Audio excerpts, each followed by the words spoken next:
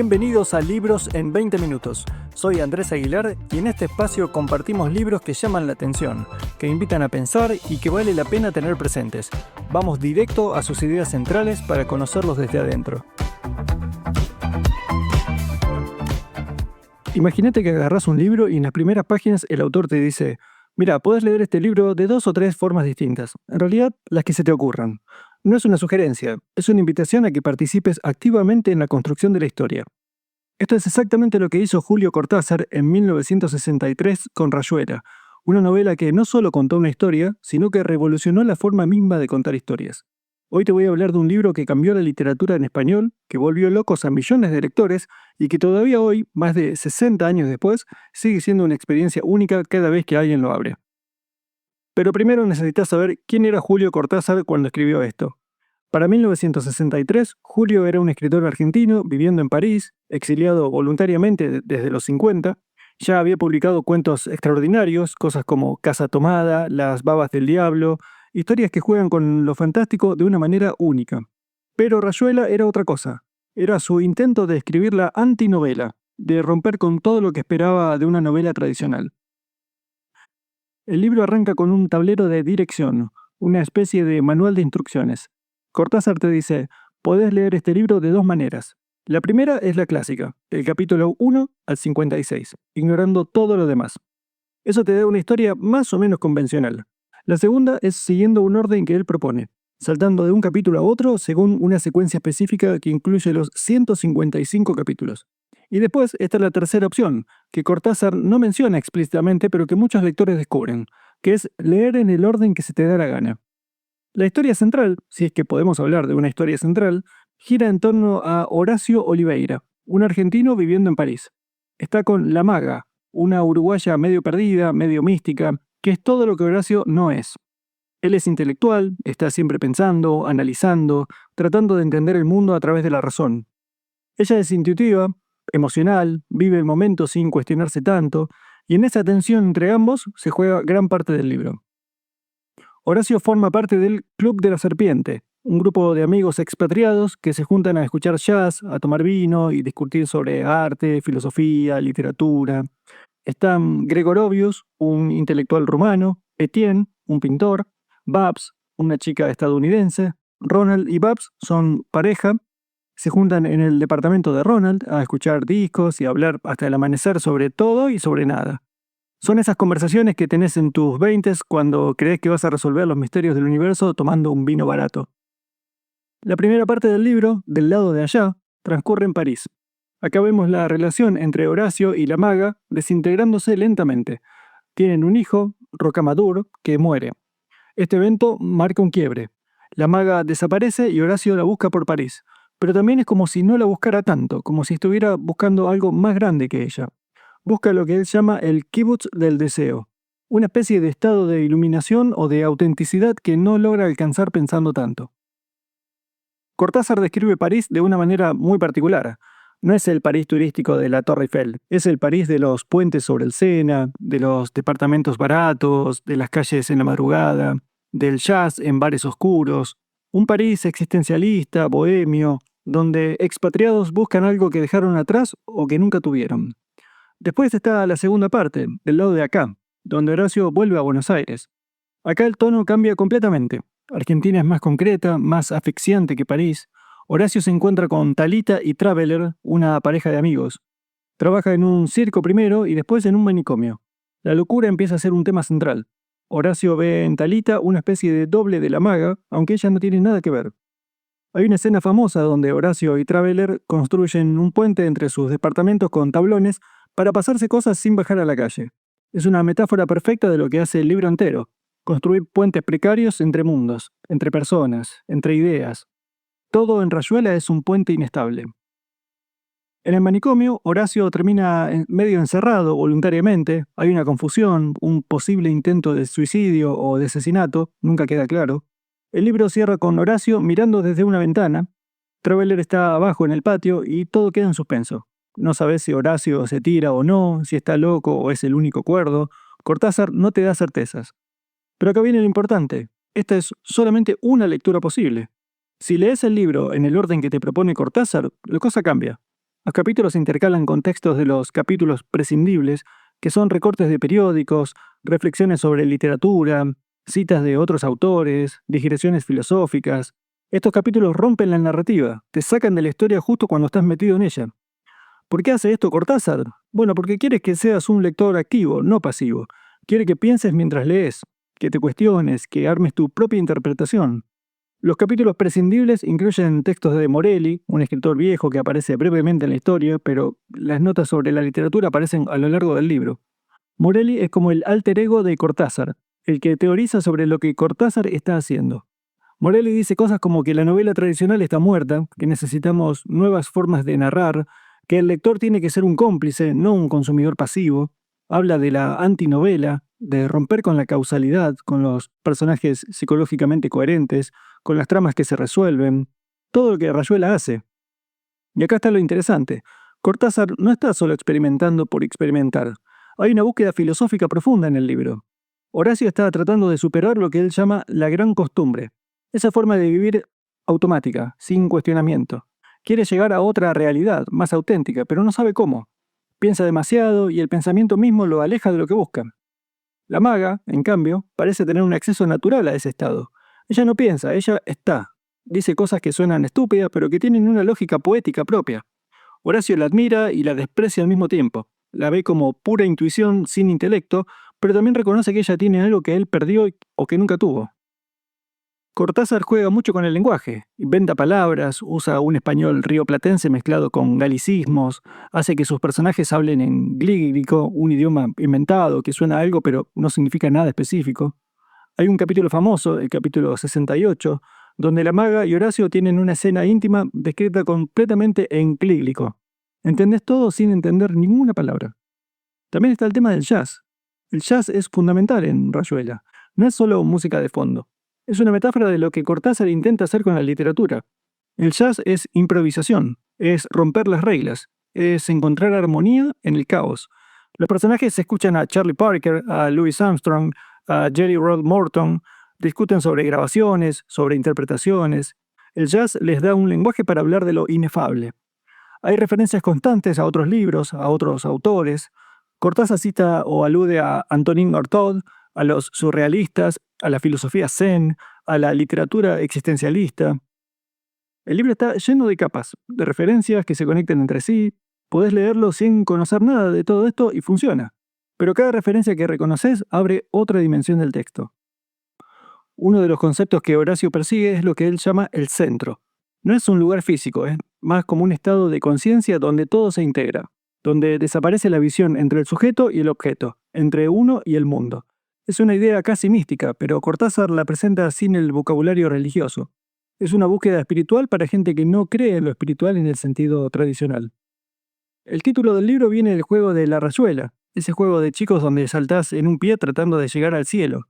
Es una metáfora perfecta, la vida como un juego, como saltos entre casilleros, tratando de alcanzar algo que está más allá.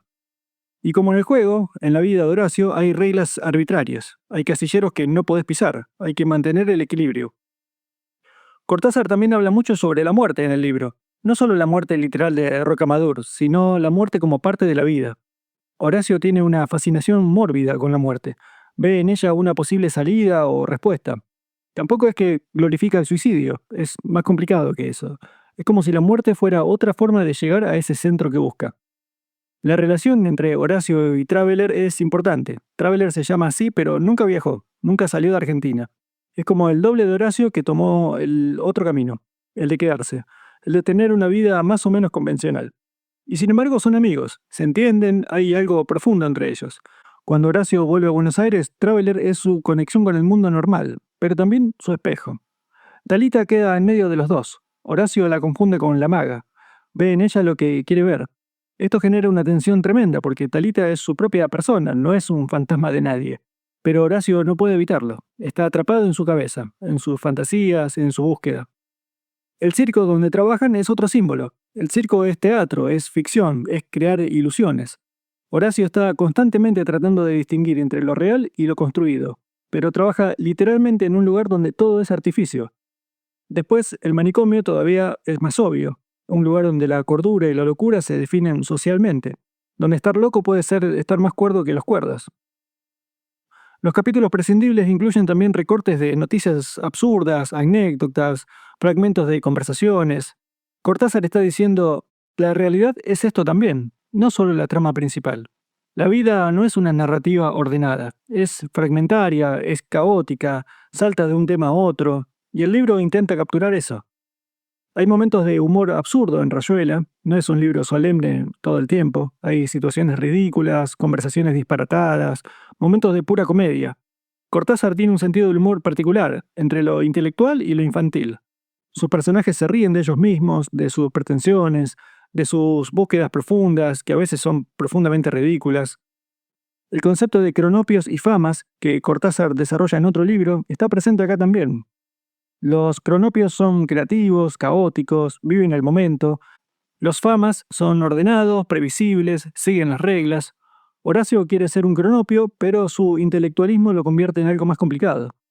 La maga es pura cronopia. Una de las cosas que hace Cortázar es romper con la idea del personaje realista. Sus personajes dicen cosas que la gente real no diría, hacen cosas arbitrarias, no tienen una psicología completamente coherente. Esto es intencional. Cortázar quiere que veas a los personajes como construcciones literarias, no como personas reales. Quiere que seas consciente de que estás leyendo ficción. El libro tiene una visión particular de Buenos Aires también. No es el Buenos Aires pintoresco del tango y los cafés. Es un Buenos Aires más áspero, más caliente, más opresivo. Hay algo sofocante en la Buenos Aires de Rayuela, como si Horacio no pudiera respirar ahí. París era fría, pero tenía posibilidades. Buenos Aires es familiar, pero asfixiante. Cortázar también juega con la tipografía, con la disposición del texto en la página. Hay capítulos que son solamente un párrafo larguísimo, otros que son fragmentos muy cortos. Hay textos intercalados, notas al pie que no son notas al pie.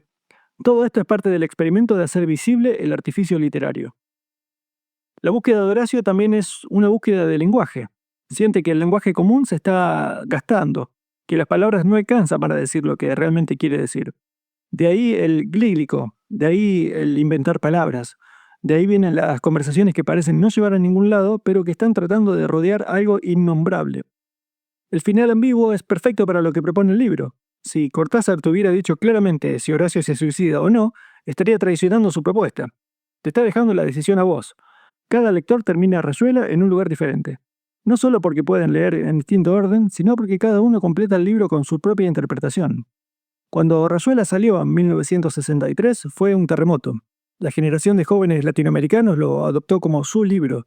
Era moderno, era rebelde, era diferente, rompía con la literatura tradicional, con las formas académicas. Era un libro que te hacía sentir inteligente y parte de algo nuevo. El boom latinoamericano estaba empezando, y Rayuela fue una de las obras fundacionales, junto con Cien años de soledad, de García Márquez, La ciudad y los perros, de Vargas Llosa. Estos libros pusieron a la literatura latinoamericana en el mapa mundial. Pero Rayuela era particular porque no contaba la historia de Latinoamérica de manera épica. Era más introspectiva, más experimental, más existencialista. El libro influyó en generaciones de escritores. La idea de que podés jugar con la estructura, de que el lector puede ser un participante activo, de que la novela no tiene que ser lineal, todo eso se volvió posible después de Rayuela. No es que Cortázar lo inventó todo, había ya antecedentes, pero él lo llevó a un público masivo de habla hispana. También generó rechazo. Mucha gente lo encontró pretencioso, demasiado intelectual, demasiado preocupado por ser experimental. Hay lectores que piensan que Cortázar está más interesado en demostrar qué tan inteligente es que en contar una historia. Que Horacio es un personaje insoportable, lleno de sí mismo, que trata mal a la maga y todo eso es válido también. Lo interesante es que Rayuela funciona en distintos niveles. Podés leerlo como una historia de amor complicada entre Horacio y la maga, podés leerlo como una búsqueda existencial, podés leerlo como un experimento formal, podés leerlo como un retrato de la bohemia latinoamericana en París. Todas esas lecturas están ahí. El legado de Rayuela es enorme, no solo en literatura, sino en cómo pensamos sobre la lectura misma. La idea de que un texto puede tener múltiples entradas, que no hay una sola forma correcta de leerlo, eso ahora parece obvio, pero no lo era antes de Cortázar. Abrió puertas para todo tipo de experimentación narrativa que vino después. Y sigue siendo leído hoy. Cada generación encuentra algo distinto en el libro. Para algunos es un libro sobre la búsqueda espiritual, para otros es sobre la imposibilidad de escapar de uno mismo, para otros es sobre Argentina y el exilio, El libro es lo suficientemente rico y ambiguo como para sostener todas esas lecturas. Cortázar dijo que escribió Rayuela como una forma de exorcizar sus propios demonios, sus propias búsquedas. Que Horacio es y no es él. Que la maga fue inspirada por una mujer real, pero que se convirtió en algo más grande que la persona real. Que el Club de la Serpiente tiene elementos de grupos reales de expatriados, pero que también es inventado. Toda ficción es así, una mezcla de experiencia y fabricación. Lo que queda claro es que Rayuela no es un libro para leer pasivamente. Te exige participación, te exige pensar, te exige decidir cómo vas a atravesarlo.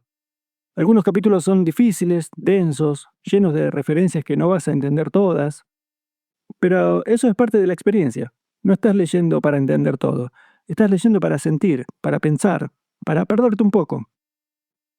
Y eso es, en resumen, Rayuela, un libro que te propone un juego, que rompe las reglas de la novela tradicional, que cuenta una historia de un tipo buscando algo que no puede nombrar y que probablemente no existe, que te hace cómplice de la narración, que te obliga a elegir tu propio camino, una novela que es muchas novelas dependiendo de cómo la leas y de quién seas cuando la leas.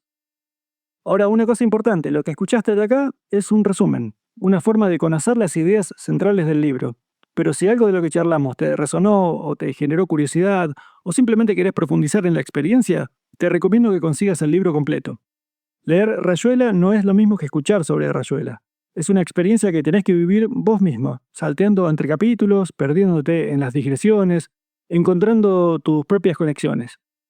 Así que si te interesó, hacete el favor de leerlo.